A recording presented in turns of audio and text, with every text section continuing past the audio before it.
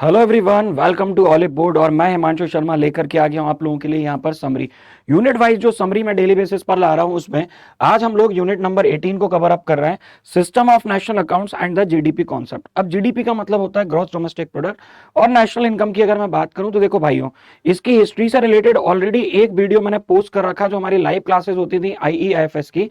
उसमें स्टार्टिंग के डेज में मैंने क्या किया था, कुछ ऐसे टॉपिक्स थे जिनका अलग से वीडियो बना बना करके मैंने अपलोड किया था लाइव क्लासेस में।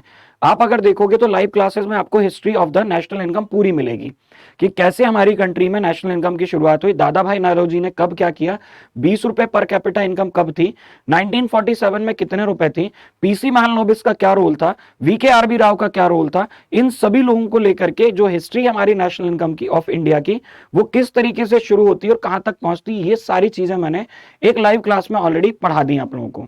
ठीक है, तो उसका लिंक मैं इस वीडियो के साथ भी अपलोड करा दूंगा, तो वो आपको मिल जाएगा। अगर आपको ये समरी के साथ साथ वो वीडियो देखना तो वो देख करके ज्यादा चीजें अपने आप क्लियर हो जाएंगी। तो यहां पर आज हम डिस्कस करने वाले हैं समरी में नेशनल अकाउंट्स। नेशनल अकाउंट का मतलब है कि हमारी कंट्री का जो अकाउंट नेशनल अकाउंट होता है उसको कैसे सिस्टम को चलाया जाता है और जीडीपी का कॉन्सेप्ट क्या है। इसकी समरी में बहुत सारी चीजें नहीं मिलेंगी आपको, क्यों?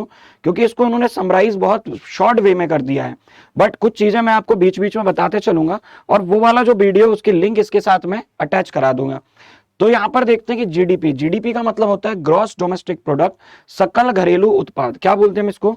सकल घरेलू उत्पाद। ये एक तरीके का टोटल मार्केट वैल्यू होती है कि मार्केट में जो हमारे फाइनल गुड्स और सर्विसेज जो हमने प्रोड्यूस किए हैं, जो हमने हमारी कंट्री में बनाए हैं with in the domestic economy, हमारी कंट्री की बाउंड्री के अंदर, यूजिंग डोमेस्टिक रिसोर्स, जो हमारे घरेलू रिसोर्स संसाधन थे उनको यूज करके during a given period of time, और इसको हम फाइनेंशियल ईयर बोलते हैं, यूजुअली 1 ईयर। मतलब आपने अपनी कंट्री में कितने फाइनल गुड्स का प्रोडक्शन किया है, चाहे वो गुड्स हो या सर्विसेज हो, आपकी ज्योग्राफिकल बाउंड्रीज के अंदर बाय यूजिंग द वो रिसोर्सेज जो आपकी कंट्री के थे उनको यूज करके एक फिक्स ड्यूरेशन ऑफ टाइम में, और वो ड्यूरेशन ऑफ टाइम को हम या फाइनेंशियल ईयर लेकर के चलते हैं।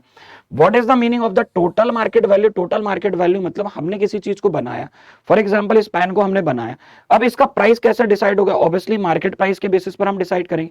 तो हमने जितनी भी गुड्स एंड सर्विसेज का प्रोडक्शन किया था हमारी कंट्री में एक साल में, उसकी जो वैल्यू होगी, मार्केट वैल्यू जो होगी, उससे हम कंपेयर करते हैं या उससे हम यहां पर मल्टीप्लाई करके टोटल अमाउंट निकाल लेते हैं, और वो जो टोटल अमाउंट होता है वही कहलाता है जीडीपी। ग्रॉस का मतलब होता है सकल, मतलब सब कुछ, डोमेस्टिक मतलब घरेलू, और प्रोडक्शन मतलब उत्पादन। हमने हमारी कंट्री में कितना प्रोडक्शन किया है वो यहां पर मेजर किया जाता है थ्रू द जीडीपी। जीडीपी हमेशा मार्केट प्राइस पर मेजर किया जाएगा कि हमारी जो वैल्यू है, आउटपुट, आउटपुट मतलब जो भी हमने प्रोड्यूस किया है उसे हम आउटपुट बोल रहे हैं, at the market price. Market price पर ही हम उसको कैलकुलेट करेंगे after adjusting for the effect of indirect taxes and subsidies on the price. अब क्या होता है, इसमें से हम माइनस करते हैं यहां पर कुछ चीजों को, जैसे इनडायरेक्ट टैक्सेस है। इनडायरेक्ट टैक्सेस का मतलब होता है अप्रत्यक्ष कर जो सरकार लगाती है हमारे प्रोडक्शन पर, उसको हम इनडायरेक्ट टैक्सेस बोल रहे हैं। और बात करें सब्सिडीज की, तो सब्सिडीज का मतलब होता है रियायत, छूट या फिर वित्तीय सहायता जो सरकार प्रदान करती है। एक छोटा सा एग्जांपल देकर के मैं आपको इसको इजीली समझा सकता हूं। सब्सिडीज का मतलब क्या होता है कि जो हमारे देश की जो नागरिक है, जितने भी नागरिक हैं, सबका हक है कि उनको रोटी, कपड़ा, मकान, स्वास्थ्य सेवाएं, क्लीनलीनेस मतलब स्वच्छता, एडुकेशन, हेल्थ केयर, ये सारी चीजें मिले। ठीक है, अब हर एक आदमी तो इन चीजों को अफोर्ड कर नहीं सकता, तो जो लोग इनकैपेबल होते हैं इन जन सुविधाओं को, इन बेसिक नीड्स को फुलफिल करने में, अफोर्डेबिलिटी उनकी बोल सकते हैं कि इनेबल होते हैं कि उसको वो अफोर्ड ना कर पाए, तो सरकार उनकी मदद करती है, वित्तीय रूप से सहायता प्रदान करती है सरकार। कैसे? जैसे मान लीजिए हम बात करें फूड ग्रेन्स की, सबसे पहली बेसिक नीड में सबसे पहले क्या आएगा आपका नीड में? फूड। अब खाना, तो खाने के लिए सरकार थाली तो भेज नहीं सकती जोमेटो से कि उबेर ईट और जोमेटो से आपको स्विगी से खाना भिजवा दे, नहीं। तो गवर्नमेंट कहती है कि हम आपको रिसोर्स उपलब्ध करा सकते हैं। रिसोर्स कैसे उपलब्ध करा सकते हैं? हाँ, ये नहीं हो सकता कि गवर्नमेंट क्या करे, स्विगी और जोमेटो से जो गरीब लोग हैं, जो लोग अफोर्ड नहीं कर पा रहे हैं फूड, उनको हर दिन सुबह शाम थाली पहुंचा दे। हो सकता है ना, जब डिजिटल इंडिया चल रहा है तो ये क्यों नहीं किया जा सकता? इसको किया जाना चाहिए ना। सरकार का ध्यान इस और क्यों नहीं है? गवर्नमेंट को ऐसा भी तो करना चाहिए कि भाई जब हमें किसी पर्सन को फैसिलिटीज देनी है तो 100% पूरी फैसिलिटीज दे देना। आधा अधूरी रिसोर्सेज में क्या करेगा बेचारा? अब यहां से अनाज दे दिया, वहां से उनको मिल रहा है गैस सिलेंडर, फिर किसी चीज की कमी हो गई, फिर किसी चीज की कमी हो गई, तो पूरा के पूरा फाइनल गुड्स क्यों नहीं दे देते हैं? आने वाले टाइम में हो सकता है ये चीजें भी दे दी जाए गवर्नमेंट के द्वारा, बट अभी फूड ग्रेन दिया जाता है। तो फूड ग्रेन जैसे अलग अलग रेट पर मिलता है। 1 रुपए किलो में गेहूं मिल जाती है मध्य प्रदेश में, 1 रुपए किलो में चावल मिल जाता है छत्तीसगढ़ में। तो इस तरीके से फूड ग्रेन्स के फॉर्म में आटा, या तो बोल सकते हैं अपन गेहूं, व्हीट, चावल, दालें और भी दूसरी जो चीजें होती हैं खाद्यान्न, वो दी जाती हैं उनको, जो लोग इनको अफोर्ड नहीं कर पाते। तो सरकार उन लोगों को, बिलो पॉवर्टी लाइन जो लोग हैं, उन्हें अनाज देती है। अब 1 रुपए किलो में ऐसा कौन सा अनाज है कि ऐसी तकनीक से आप उत्पादन कर रहे हो कि आप 1 रुपए किलो में किसी अनाज को बेच दो और आप अपना प्रॉफिट भी निकाल लो। It mean 1 rupees is the market price including the profit, यही होना चाहिए। ऐसा नहीं होता है। एक्चुअल प्राइस जो होता है उस अनाज का बहुत ज्यादा होता है। 1 रुपए सिर्फ बेनिफिशियरी से लिया जाता है, बाकी का जो डिफरेंस प्राइस है वो गवर्नमेंट पे करती है। वो जो डिफरेंस प्राइस गवर्नमेंट ने पे किया उसी को हम सब्सिडी बोलते हैं।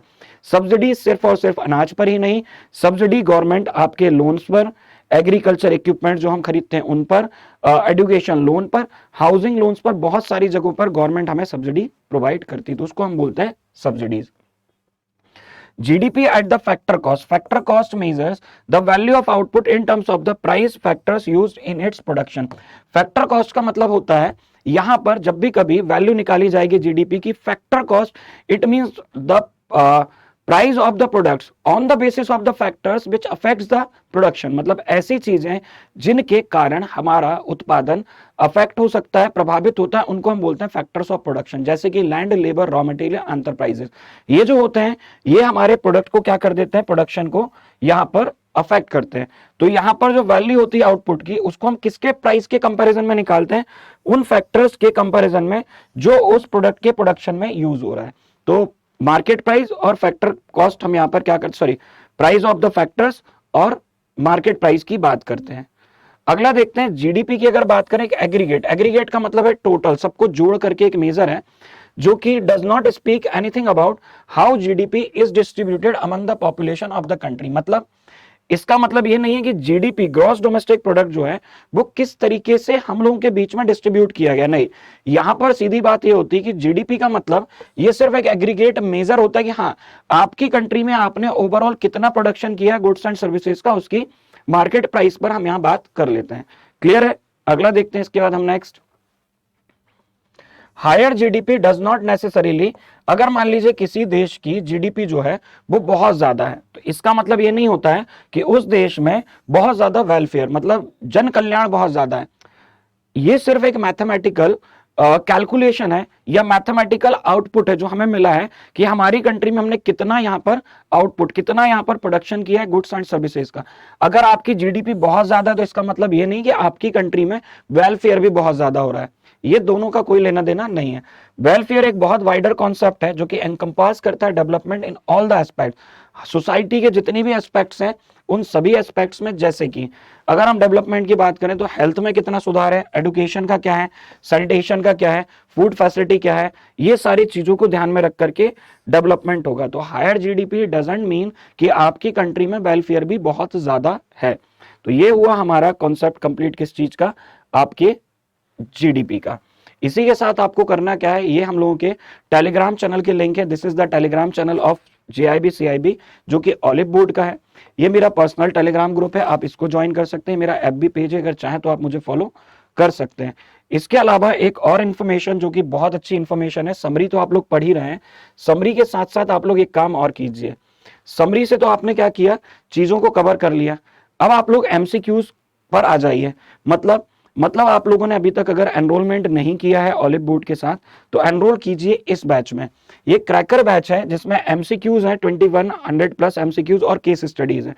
इस बैच को आप एनरोल करिए और इसमें आपको मिलेंगे 2100 एमसीक्यूज और केस स्टडी चारों सब्जेक्ट की।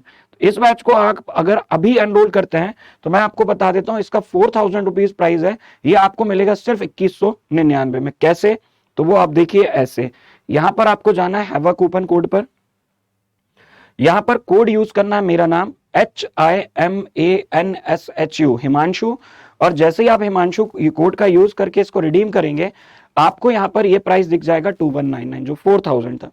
इसके अलावा ये जेआईबी सुपर एलिट बैच है। सुपर एलिट बैच का कॉन्सेप्ट ये है कि जितने भी 2023 के लिए हमने कोर्सेज लॉन्च किए हैं उन सबका एक्सेस आपको इस बैच से मिलता है। इस बैच का प्राइस है 4000 रुपीज। सेम यहाँ पर हैवा कूपन कोड पर क्लिक कीजिए, यूज कीजिए मेरा नाम हिमांशु और इसको रिडीम कर दीजिए। देखो ये जो 4000 था ये कितना हो गया, 3000 हो गया।